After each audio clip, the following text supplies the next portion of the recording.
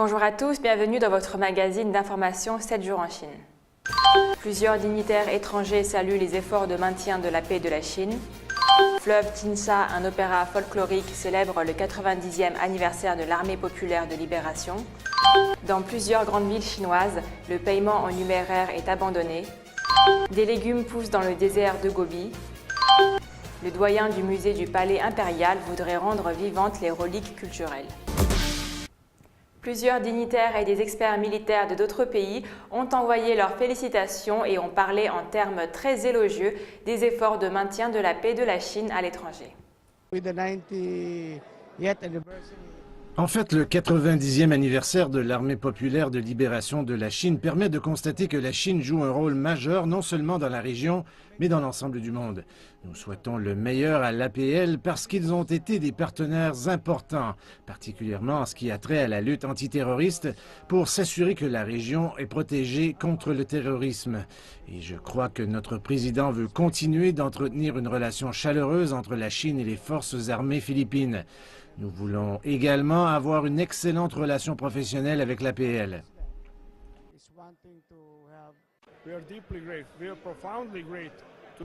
Nous sommes profondément reconnaissants envers l'APL pour toute l'aide qu'ils nous ont apportée. Nous avons reçu un soutien technique très important. Nous avons une relation mutuelle en ce qui a trait à la formation militaire. Et bien sûr, nous sommes toujours prêts à apprendre de nos amis chinois qui ont une grande et forte armée.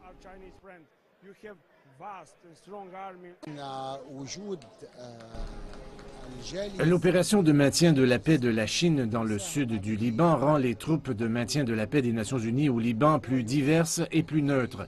Les actions militaires chinoises, telles que le corps militaire marin, montrent la neutralité de la Chine dans les affaires internationales. Il est clair que la Chine est un pays pacifique et l'armée chinoise est créée pour protéger la paix et non pour des invasions. La Chine a soutenu les valeurs depuis qu'elle a rejoint les Nations Unies. La Chine a envoyé des troupes de maintien de la paix à de nombreux endroits dans le monde pour sauvegarder la paix et la stabilité régionale, comme c'est le cas au Liban. Les armées chinoises et libanaises ont maintenu une relation étroite dont les deux parties ont beaucoup parlé. Les opérations de maintien de la paix dans lesquelles sont impliquées la Chine en Afrique sont les bienvenues. En ce qui a trait à l'image, la Chine fait la promotion d'une image de neutralité, une image de soutien et les défenseurs et de la stabilité. Et c'est l'image que la plupart des gens en Afrique ont de l'Armée populaire de libération, particulièrement lorsqu'ils sont directement impliqués dans des opérations de maintien de la paix. Tinsha River ou Fleuve Tinsha est un opéra adapté d'un roman du même nom. Il raconte l'histoire de la longue marche de l'Armée rouge au Tibet en 1935. Il a été joué vendredi dernier pour marquer le 90e anniversaire de la création de l'Armée populaire de libération de Chine. Reportage. De l'escalade des sommets enneigés à la marche pénible dans les marais, l'audience comprend mieux les épreuves que les soldats de l'armée ont endurées, ainsi que la relation émouvante qu'ils avaient avec les Tibétains. L'opéra a été adapté d'un roman du même nom et tiré de l'expérience personnelle de l'auteur, Chen Jing. Le compositeur de l'opéra, Lei Lei, et la directrice de l'opéra, Liao Xianghong, sont allés dans la province du Yunnan recueillir des chansons folkloriques durant la création de l'opéra. La directrice a révélé avoir été profondément touchée par la persévérance des soldats tout au long de leur marche. Si vous allez à la montagne enneigée que l'armée rouge a escaladée, vous serez surpris par ce que les soldats de l'armée rouge ont accompli. C'est une tâche presque impossible. Nous nous devons de raconter leur histoire et de transmettre l'héritage de la longue marche. Comment faire pour que le public se sente connecté à cette histoire vieille de 80 ans ? Que pensez-vous des soldats, de leur sacrifice, de leur esprit à l'ère contemporaine ? Nous avons beaucoup réfléchi avant de créer cet opéra. Nous avons essayé de trouver le bon angle pour raconter cette histoire.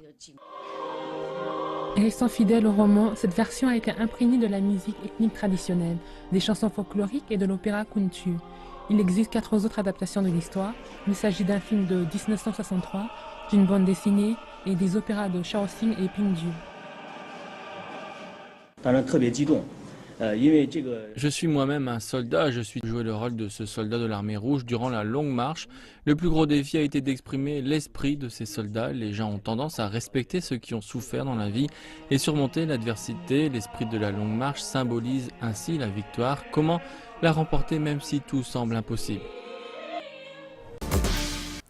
La Chine mène la révolution sans numéraire avec des systèmes de paiement déjà bien rodés grâce aux technologies intelligentes et aux applications de téléphone mobile.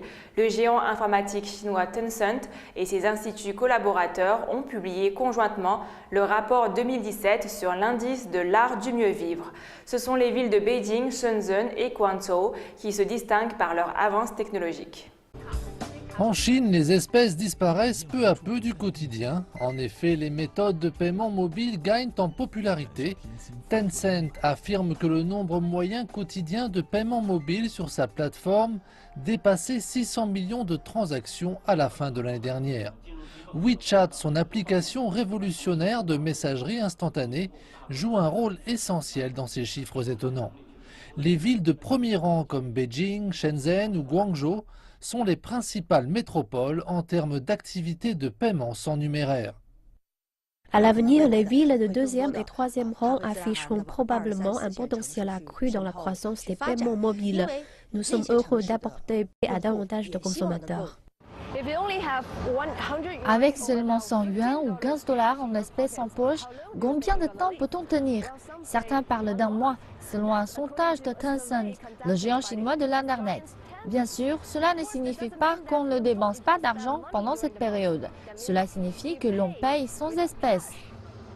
En analysant un code QR, les paiements mobiles peuvent être effectués dans presque tous les aspects de la vie quotidienne. Supermarchés, stations-service, restaurants. Mais il ne s'agit pas seulement de paiements sans numéraire. Il faut aussi voir l'aspect commercial des mégadonnées. Après avoir utilisé WeChat Pay sur nos points de vente, nous pouvons recueillir des données sur les habitudes de consommation, par exemple la fréquence d'achat, l'âge, les articles favoris. Ainsi, il est possible de préparer nos produits en conséquence. Et cet engouement ne se limite pas à la Chine. 19 autres pays et régions ont ouvert l'accès à WeChat Pay, parmi lesquels le Japon et les États-Unis. Malgré les fortes chaleurs de l'été, Zhang Guozhen, âgé de 50 ans, travaille assidûment dans une serre à Jiuquan, dans la province chinoise du Gansu, dans le nord-ouest. Il est entouré de rangées de tomates, de concombres et de calebasses. Reportage. Monsieur Zhang est chef de division des légumes du bureau de l'administration de l'agriculture et des animaux du district de Suzhou et se charge des lignes directrices techniques pour la culture sous serre. Nous pensions autrefois qu'il était impossible de cultiver des légumes dans le désert aride de Gobi, a déclaré M. Zhang. Situé dans l'ouest du corridor Heshi, une partie importante de l'ancienne route de la soie, Jiuquan possède des terres sèches et arides recouvertes de sable et de gravier. L'écosystème fragile et la pénurie d'eau ont restreint le développement de l'agriculture. Le gouvernement local a adopté des mesures pour aider les paysans, telles que la construction de serres et l'introduction de la culture organique hors sol. Nous pouvons profiter des avantages de l'ensoleillement abondant dans le désert pour cultiver les légumes, a noté M. Zhang. Des serres ont été construites avec du sable et des graviers. Des plantes d'origine locale et des déchets d'origine animale se substituent à la terre et aux engrais pour la culture hors sol, a indiqué M. Zhang. Par rapport à la culture traditionnelle de légumes, les coûts de la culture hors sol dans les serres sont plus faibles car il n'est pas nécessaire d'acheter des engrais et des pesticides.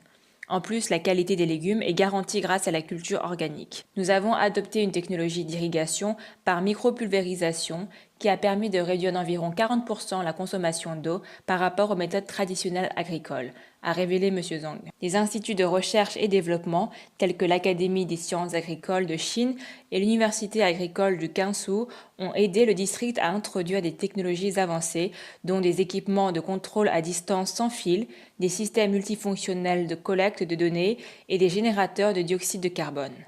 Les paysans peuvent voir les données sur des applications mobiles.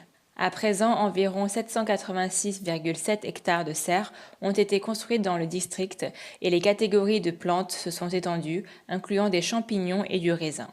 Par ailleurs, les serres ont considérablement contribué à la prévention de la désertification des terres dans la région du désert du Gobi. Je voudrais rendre vivantes les reliques culturelles, a déclaré le doyen du musée du Palais impérial, San Qixiang, lors d'un séminaire organisé le 26 juillet par le site internet officiel de l'agence Chine Nouvelle Xinhua. Monsieur San, conservateur en chef de ce musée, connu aussi sous le nom de Cité interdite de Beijing, a affirmé que les reliques culturelles pouvaient aussi vivre à notre époque et s'insérer dans notre vie. D'après des statistiques officielles, les collections du musée du Palais impérial comptaient fin 2016 1 862 690 reliques culturelles. Je suis gardien de ce musée et parallèlement j'assure sa promotion. J'ai la mission de le faire mieux connaître et davantage apprécier, a déclaré M. San. Par ailleurs, le musée du Palais impérial s'est inspiré de la culture traditionnelle pour la conception de produits culturels et de souvenirs. Le musée du Palais a créé 8700 types de produits créatifs culturels, ce qui a permis aux touristes de ramener chez eux un peu de culture, a affirmé M. San. Fondé en 1925, le musée se situe dans le Palais impérial qui fut la résidence des dynasties Ming entre 1368 et 1644 et Qing 1644-1911. Son architecture et les collections impériales en font l'un des 5 plus prestigieux musées du monde avec le musée du Louvre, le British Museum, le Metropolitan Museum of Art et le musée de l'Ermitage. C'est la fin de votre magazine d'information 7 jours en Chine. Merci de votre fidélité.